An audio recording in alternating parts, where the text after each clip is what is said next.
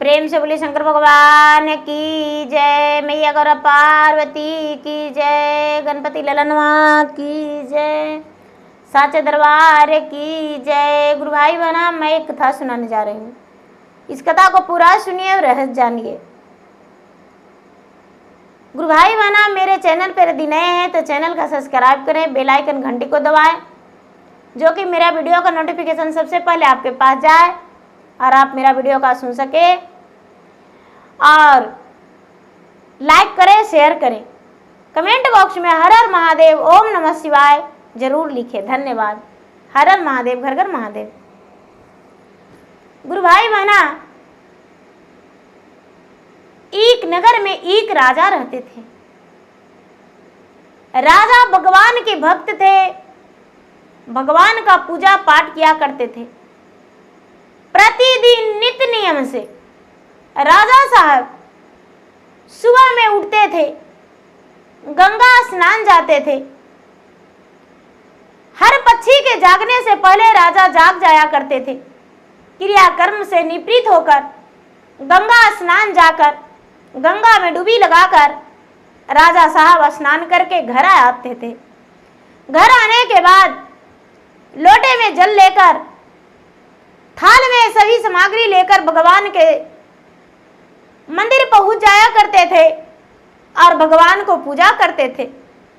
सवा घंटा लगातार राजा साहब भगवान को ध्यान में लगे रहते थे। धीरे धीरे समय बीतता चला गया। राजा का हर सुख घर में था, लेकिन संतान सुख नहीं था। राजा साहब का ब्याह का 12 वर्ष हो गया था, लेकिन राजा साहब का कोई संतान नहीं थी। राजा साहब की जो पत्नी थी, कोई पूजा पाठ नहीं करती थी, कोई धर्म के बारे में नहीं जानती थी। उसे खाना और स्नान करना, अपने आप को सजना संवरना, यही उसका काम था। घर में झाड़ू तक नहीं लगाती थी। राजा साहब के घर में एक दासी थी, वही झाड़ू लगाया करती थी, घर के साफ सफाई किया करती थी। गुरु भाई बहना, जब 12 वर्ष बीत गया तो राजा सोचते हैं कि लगता है अब मुझे संतान नहीं होगा। भगवान से बोले कि हे भगवान, मैं इतने बड़े आपका भक्त हूं, आखिर मेरा संतान क्यों नहीं? भगवान, यदि आप मुझे विराजमान नहीं होंगे और मुझे पुत्र नहीं देंगे तो मैं जा रहा हूं अपने राजमहल छोड़कर प्राण को त्यागने। राजा साहब आधा धोती पहन लिए और आधा धोती ओढ़ लिए घर से निकल गए। चलते चलते चलते चलते चलते चलते एक पहाड़ी के किनारे एक बहता हुआ बहुत बड़ा सरोवर दिखाई दिया। वहां पर एक सन्यासी तपस्वी रहते थे।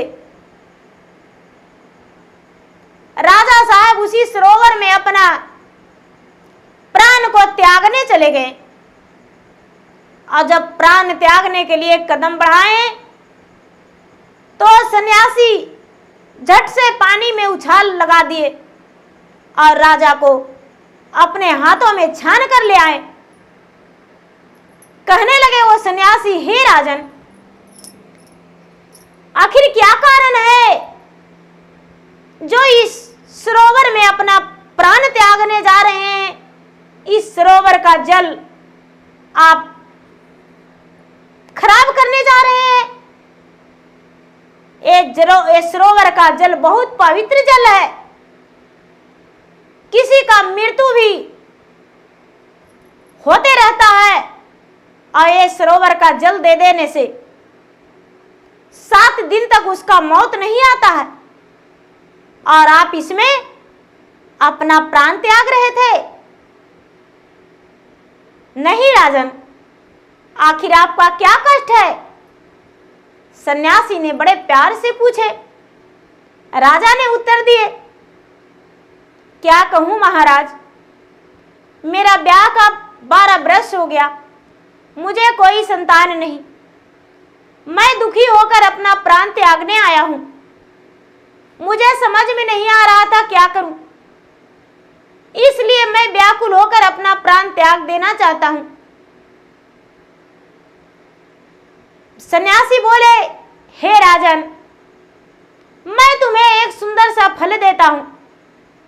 इस फल को अपने पत्नी को खिला देना, तुम्हें पुत्र का प्राप्ति तुम्हारे पत्नी का उद्देश्य हो जाएगा। राजा साहब उस फल को लेकर और प्रसन्नता के साथ वहां से चल दिए।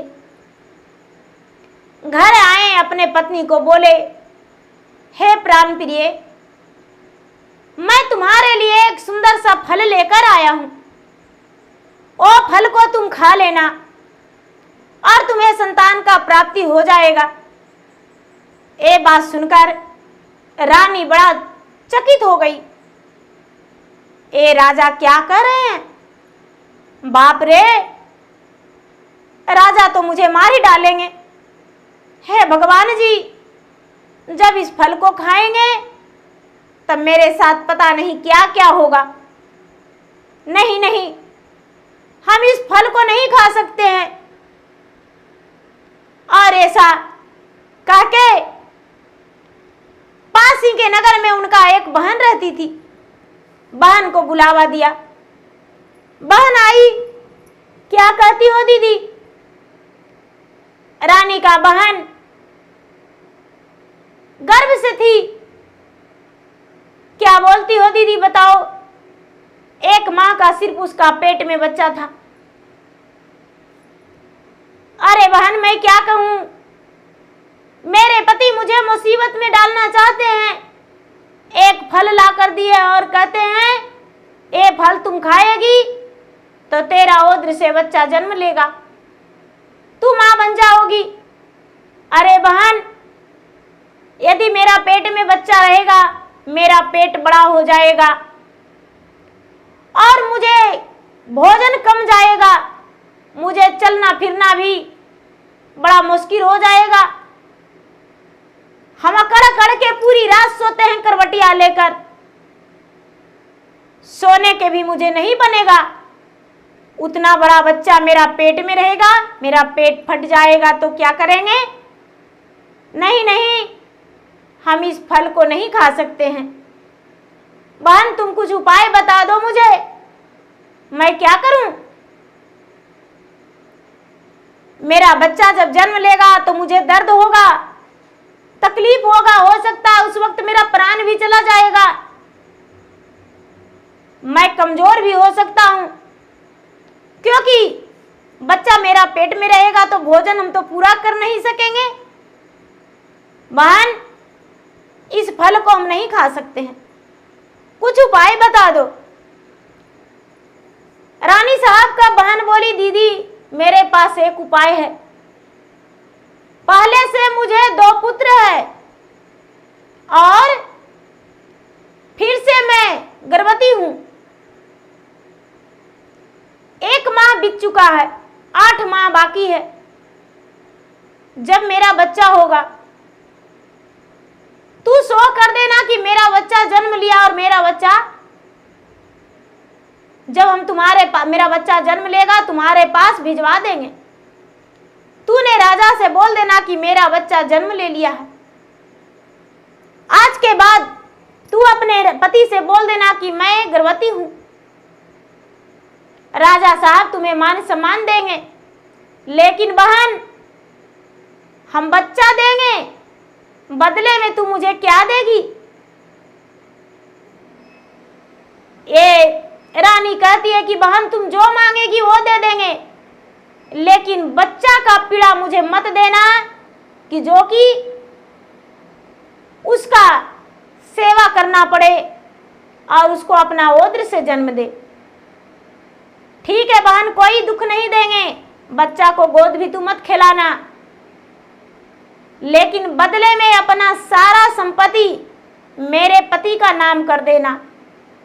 ठीक है बहन, वैसा ही करेंगे। रुपयों से भरा पूरा मोहरा अपना बहन को रानी दे दी।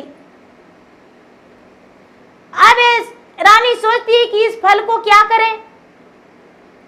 राजा के पास एक सुंदर सी गाय थी।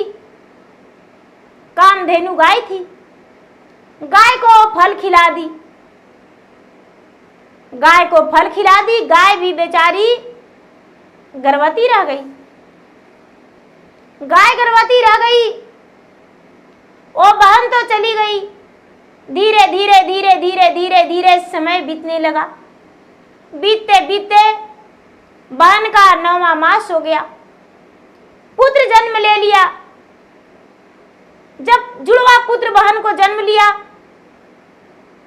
और जब जुड़वा पुत्र जन्म लिया तो बहन अपने पति से कहती है कि स्वामीनाथ, मैंने अपने बहन को वचन दिया हूं, मुझे बहन ने इतना रुपया दी है और बच्चे के देने पर और रुपया देगी। मेरे बहन के घर इस बच्चे को पहुंचा दीजिए, कोई देखे नहीं। रात्रि के समय में रानी के बहन के पति पहुंचा दिए इसके बच्चे को, अपने बच्चे को अपने पत्नी के बहन के घर यानी राजा के घर।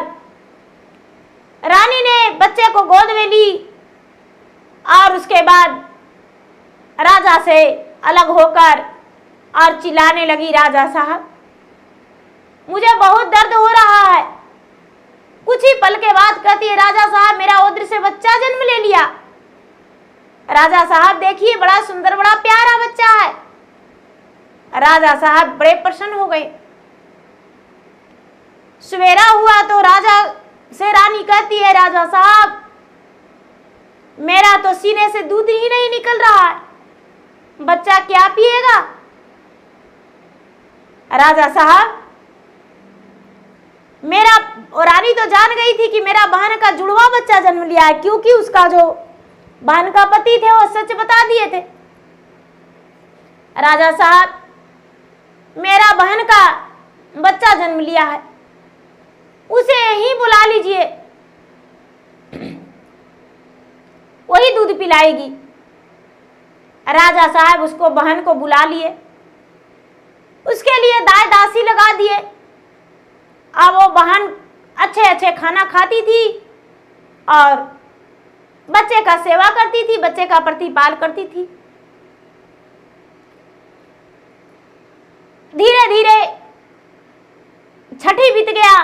राजा साहब काशी जी से ब्राह्मण बुलाए, बच्चे का नामकरण करवाए और नामकरण करवाए तो नाम में उसका निकला नीरज। नीरज निकला तो राजा कहते, इसका मतलब क्या होता है? ब्राह्मण बोले, इसका मतलब होता है नहीं राज, मतलब ये राज आपका नहीं रहेगा। ठीक है। कुछ ही दिन के बाद बेचारी गाय माता भी जन्म दी अपने बच्चे का, लेकिन गुरु भाई बहना, वो पुत्र था, मनुष्य था। गाय माता के उदर से जो बच्चा जन्म लिया वो बछड़ा नहीं था, मनुष्यों की तरह उसका सुंदर मुखड़ा था, हाथ पांव था और कान बड़े बड़े गौ वाला था। राजा साहब देखकर ये तो बड़े खुशी हुआ राजा साहब को कि अरे, मेरा गाय ने बछड़े के बदले एक मनुष्य का बच्चा को जन्म दिए। राजा साहब उसके लिए भी ब्राह्मण को बुलाए, नामकरण करवाए तो राजा साहब ब्राह्मण उसे गौकरण नाम रख दिए। गौकरण और नीरज दोनों एक ही घर में पलने बढ़ने लगा। धीरे धीरे समय बीतने लगा। राजा साहब बेटा की तरह उसे प्यार देने लगे। रानी की बहन उस गाय की बच्चे से जलस होने लगी और कहती है कि राजा अपने बहन से कि बहन, तेरा बच्चा तो धीरे धीरे 3 वर्ष का हो गया, अब हम तुम्हारे घर से जा रहे हैं, मुझे सोने और चांदी से भरा हुआ थैली दे दो, बच्चे को देखभाल करना, ये बच्चा तुम्हारा है। बच्चे के हक के लिए धन संपत्ति छोड़ रहे हैं, लेकिन गाय का जो बच्चा है वो इस राजमहल में नहीं रहना चाहिए, इसे राज से निकलवा देना। रानी कहती है ठीक है बहन, चिंता मत करो, मेरा बेटा ही रहेगा यहाँ नीरज, गौकरण क्या करेगा, वो तो गाय का बछड़ा है। बहन रानी का बहन चली गई सोने चांदी रुपये पैसे लेकर, और कुछ ही दिन के बाद ये रानी कहती है कि स्वामीनाथ, मेरा तो पुत्र अपना है, तो एक गौ ने पुत्र जन्म दिया है, उसे क्या करेंगे इस राजमहल में रख के? लोग मुझे ताने देगा और कहेगा राजा साहब का बेटा गौ का है जन्म। राजा साहब निष्कर्मी पापी हैं, आपको लोग बहुत सवाल करेंगे। आप महाराज इसे जंगल में छोड़ लाइए, इसका जगह तो जंगल में है, वन में छोड़ाइए। राजा साहब अपने रानी को बात मानकर गौकरण को जंगल में छोड़ लाए। गौकरण जंगल में ही रहने लगे, लेकिन जंगल में कहाँ रहने लगे, भगवान का एक मंदिर था, मंदिर में जाके अपना धारणा दे दिए। मंदिर में एक तपस्वी का रूप बन गए, पूजा पाठ करते थे, फल फूल खाते थे, अपना दिन बिताते थे। अब गौकरण मंदिर का ही भक्त बन गए। धीरे धीरे समय बीतते बीतते बीतते बीतते गौकरण भी बड़े हो गए, राजा का बेटा नीरज भी बड़ा हो गया। लेकिन क्या हुआ गुरु भाई बहना, नीरज जो था एक नंबर का शराबी, जुआरी, खूनखार, चोर, डाकू निकला। चोर डाकू जब निकला, दिन दहाड़े किसी को बहुआ बेटिया को गहने कपड़े उतार लिया करता था, पचिष्टा पे हाथ डाल दिया करता था, और राजा साहब के जो भी धन था सारी धन को बेच खोच के और जुए में हार गया। राजा रानी शर्म के मारे अपना आत्महत्या कर लिए। इनका क्रिया कर्मठ का भी कोई करने वाला नहीं था, इनका आत्मा का शांति देने वाला भी कोई नहीं था। धीरे धीरे धीरे धीरे लोग इसे भी मार दिए, राजा साहब का बेटा का भी मार दिए। उसी राजमहल में राजा का बेटा मारा गया। लोग गांव वाले सब मिलकर और उसे खूनखार लड़का को मार डाले। राजा ने तो शर्म के मारे मर गया, अपना बेटा को छोड़ रखा है, सभी मिलकर मार गए। राजा का बुनियाद खत्म हो गया। गौकरण जो थे उन्हें अचानक एक दिन याद आया, चले अपना गांव देखने जहां मेरा जन्म हुआ था। धीरे धीरे धीरे धीरे उज्जैन नगरी में गौकरण आ गए। गौकरण आ गए तो पूरे नगर में पूरा दिन घूमे, अपना राजमहल में गए। रात्रि में देखते हैं कि अरे मेरे माता पिता कोई भी नहीं है, सब कहां चले गए।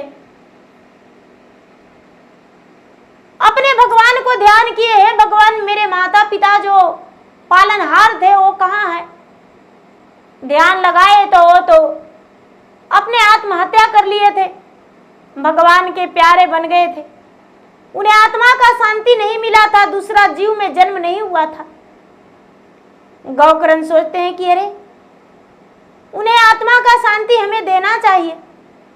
हाथ जोड़कर देखते हैं कि उनका बेटा कहाँ है, तो हाथ जोड़कर देखे ध्यान लगाकर कि उनका बेटा नहीं था, और ये पूरा हकीकत सब भगवान को ध्यान लगाकर देख लिए।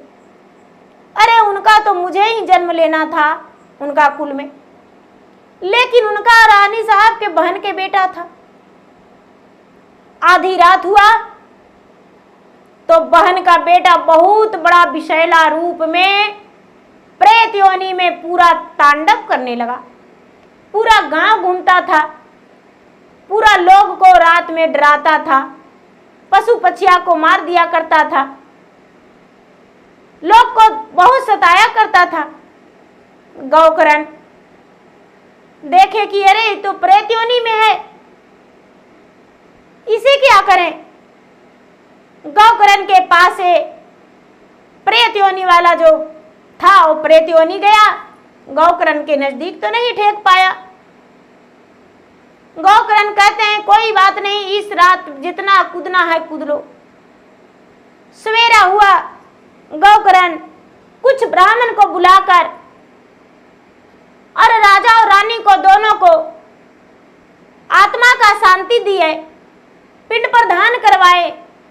राजा का जो बेटा था उसे भी आत्मा का शांति दिलवाए, पिंड प्रदान करवाए। राजा की आत्मा भगवान के शरण में लग गया, दूसरी योनि में जन्म हो गया राजा रानी का, और राजा का बेटा का भी आत्मा का शांति मिल गया। गौकर्ण उस गांव में 4-8 दिन, 10 दिन रहे, 15 दिन रहे।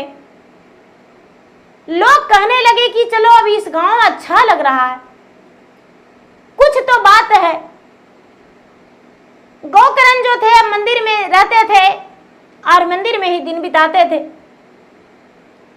कोई बूढ़ा बुजुर्ग बोले कुछ कि भाई आप कौन हैं, जब से आए हैं गांव का हरियाली रंग रुहत बढ़ गया है।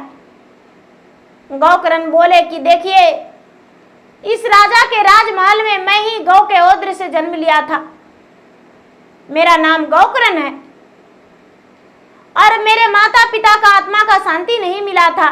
उनका पुत्र जो था प्रेत योनि में उनका जीवन भटक रहा था, इसलिए मैं उन्हें भी शांति दिया। अब आप लोग अच्छे से रहिए और आप भगवान का भक्ति भजन करते रहिए, कभी कोई दुख नहीं पहुंचेगा, कोई प्रकार का कोई संकट नहीं। यदि किसी प्रकार का दुख होगा तो गौकर्ण का याद कर लीजिएगा, गौ का पूजा आप लोग अवश्य कीजिएगा, आपके घर में शांति बना रहेगा। गुरु भाई बहना सारी लोग इनका बात मान लिए। गौकर्ण जो थे फिर से वन में चले गए, भगवान के मंदिर में अपना स्थापना दे दिए। भगवान अब बहुत दिन हम अब इस रूप में रह गए, मुझे भी आत्मा का शांति दे दीजिए। भगवान ने उसे अपना शरण में ले लिए।